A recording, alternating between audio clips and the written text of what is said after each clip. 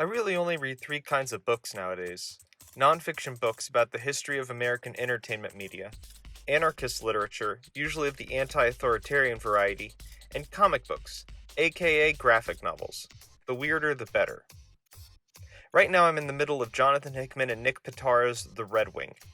Nick Pitarra is a native Texan like myself, and a comic book artist known for his work with Jonathan Hickman on the Red Wing and the Manhattan Projects, and John Layman on Leviathan, as well as many other books with many other writers.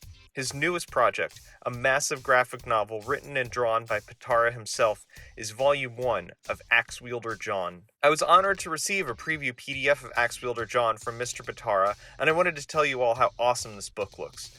First off, the colors by Mike Garland are gorgeous. This book is engaging and creates a fantasy world you can dive right into from panel 1. Reading Ax-Wielder Jon felt like the first time I saw René Laloux's animated sci-fi Fantastic Planet. It's a mysterious, otherworldly experience, but it's still familiar and welcoming, immersing you with totally new and inventive characters and settings while also keeping one foot in modern narrative structures and dialogue styles. Nick Pitarra is the kind of artist where every line and minuscule detail feels equally labored over and effortless.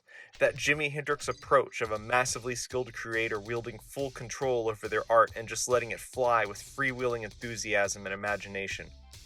One of the most interesting aspects of this book is that every single panel was drawn on a giant 11 by 17 artboard. Not only does that highlight Pitarra's dedication to making this project as artistically intricate and detailed as possible, but it also promises that the composition of these pages and the book overall will be a joy to dive into.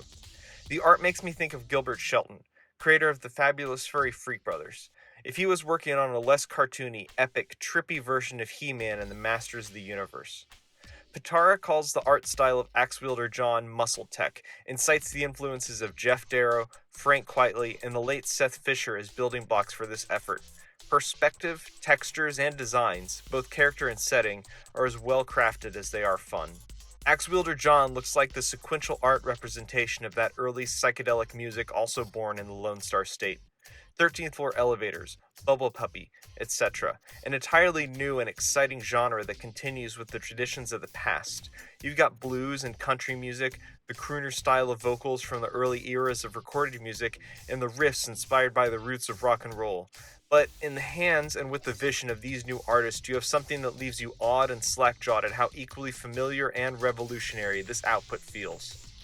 While you could say the elevator Slip Inside This House has a little bit of blues rock influence, you'd only be scratching the surface of what that song sounds like.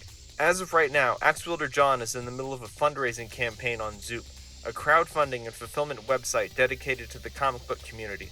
I highly recommend checking out this campaign. I'll put a link in the video description below. Purchase a copy if you dig. But if you're watching this after the campaign has ended, I encourage you to call up your local comic book store and see if you can get a copy of Ax-Wielder Jon off the shelf.